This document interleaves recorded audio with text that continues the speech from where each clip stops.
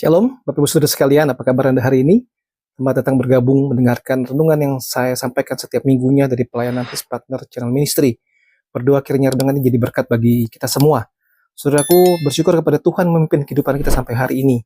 Kita sudah merenungkan tentang garam. Ya, mari kita membaca lagi dari Matius 5 ayat 13. Kamu adalah garam dunia. Ya, garam itu menjadi tawar dengan apakah ia diasinkan. Tidak ada lagi gunanya selain dibuang dan diinjak orang. Mari kita berdoa terlebih dahulu. Dalam surga kami mengucap syukur buat berkat penyertaan-Mu sampai pada hari ini. Berkatilah waktu perenungan agar menjadi berkat bagi kami semua. Dalam nama Tuhan Yesus Kristus kami bersyukur dan kami berdoa. Amin. Saudaraku, Anda pernah mendengar kesaksian-kesaksian negatif daripada orang-orang Kristen pastinya. Bagaimana orang yang kita percaya, lalu tiba-tiba dalam satu waktu tertentu, dia pergi, dia lari, dan dia kabur membawa uang yang kita percayakan kepada dia. Pasti sangat menyakitkan hati kita dan pasti sangat menjadi sebuah image yang jelek, negatif bagi orang-orang lain, bukan? Orang percaya, oh saya kira dia orang Kristen. Di komunitas orang Kristen, maka saya percayakan uang saya kepada dia. Ternyata, dia ngemplang, dia kabur, dan dia tidak bertanggung jawab. Satu hal yang sangat mengerikan kalau kita merenungkan kenyataannya, bahwa garam itu bisa kehilangan rasa asin. Sudah secara alami, proses kimia, garam yang murni, NaCl itu tidak mungkin kehilangan rasa asinnya. Tetapi dalam zaman Alkitab, garam itu sering tercampur oleh mineral-mineral lain. Ya, seperti gipsum dari laut mati, atau pengolahan tradisional yang kurang sempurna. Sehingga garam itu, campuran itu bisa menjadi tawar. Jika NaCl-nya itu larut oleh air hujan, dan menyisakan residu yang tidak terasa. Seperti kalau kita lihat sebuah kopi instan, ada gulanya, lalu kopinya hilang, tinggal rasa manisnya doang tanpa aroma kopi. Secara alami, itu mungkin terjadi. Lalu secara rohani, saudara, apa maknanya? Mengapa orang bisa kehilangan rasa asin? Karena orang-orang itu berkompromi dengan dunia. Orang-orang itu menyamakan standar moral mereka dengan budaya sekuler. Semua orang korupsi, maka saya pun ikut melakukannya. Saudara, padahal firman Tuhan dengan tegas mengatakan Roma 12 ayat yang kedua, janganlah kamu menjadi serupa dengan dunia ini. Berubahlah oleh pembaharuan budimu, sehingga kamu dapat membedakan manakah kehendak Allah, apa yang baik, yang berkenan kepada Allah, dan yang sempurna. Tapi orang seringkali kompromi dengan dunia. Saudara, mengapa bisa menjadi asinnya hilang iman orang percaya? Karena imannya itu tidak dihidupi. Rajin beribadah, tapi tidak mempraktekkan kasih dalam tindakan. Tidak punya kehidupan saksian yang baik bagi orang-orang percaya yang lain, apalagi bagi orang yang belum percaya. Saudara, banyak orang yang begitu banyak menghafal lagu-lagu rohani. Kalau di setel TV, setel YouTube, yang di setel itu lagu-lagu rohani, karaoke rohani. Begitu luar biasa menunjukkan ibadah, praise and worship-nya. Tetapi dalam tindakan sehari-hari, jauh, saudara. Imannya itu tidak dihidupi. Mana mungkin sebetulnya orang yang menyanyi puji-pujian rohani, tetapi ternyata dalam kehidupan yang lain, dia bawa lari uang nasabah, bawa lari uang orang lain, dan sebagainya. Yakobus 12, Yakobus 1 ayat 22 berkata begini, tapi hendaklah kamu menjadi pelaku firman, bukan hanya pendengar saja. Sebab jika tidak demikian, kamu menipu diri sendiri.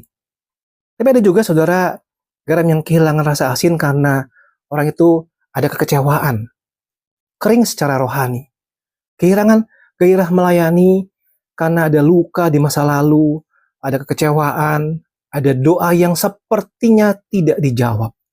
Ibrani 12 ayat 15, jagalah supaya jangan ada seorang pun menjauhkan diri dari kasih karunia Allah, agar jangan tumbuh akar yang pahit, yang menimbulkan kerusuhan, dan yang mencemarkan banyak orang. Ada kekecewaan, ada kekeringan secara rohani. Atau orang-orang yang hanya fokus kepada formalitas agama saja.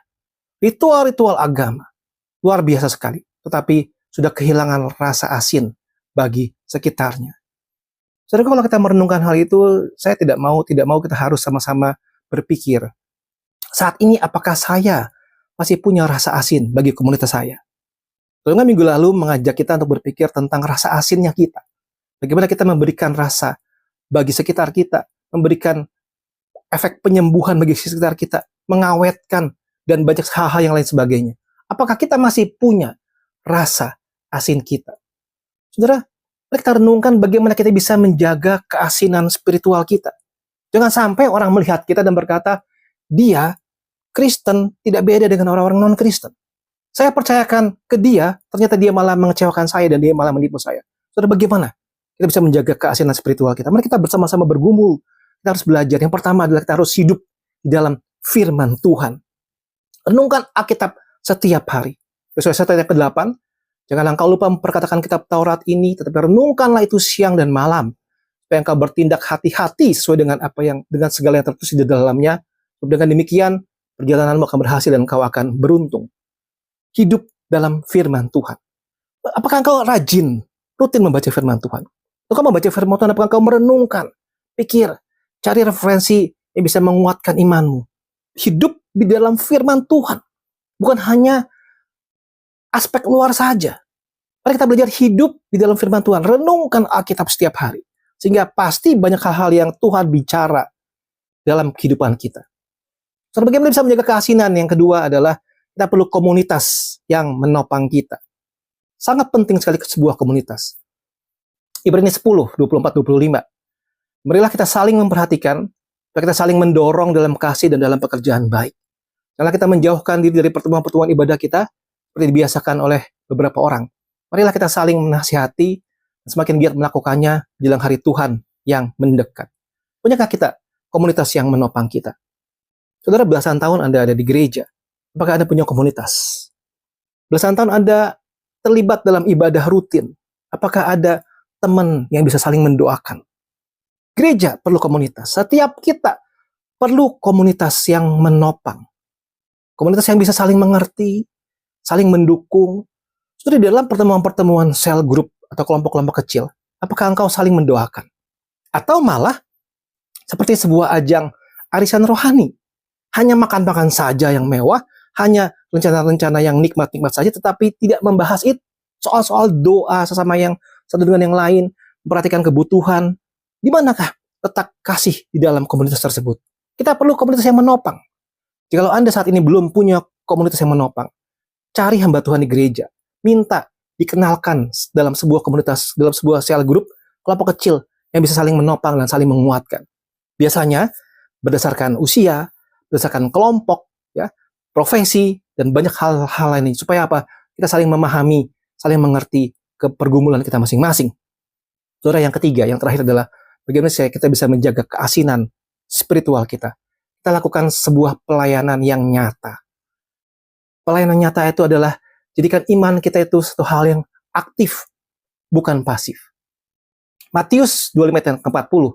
Kata itu akan menjawab mereka, aku berkata kepadamu sesungguhnya sesuatu yang kamu lakukan untuk salah seorang dari saudaraku yang paling hina ini, kamu telah melakukannya untuk aku. Ada sebuah pelayanan yang nyata.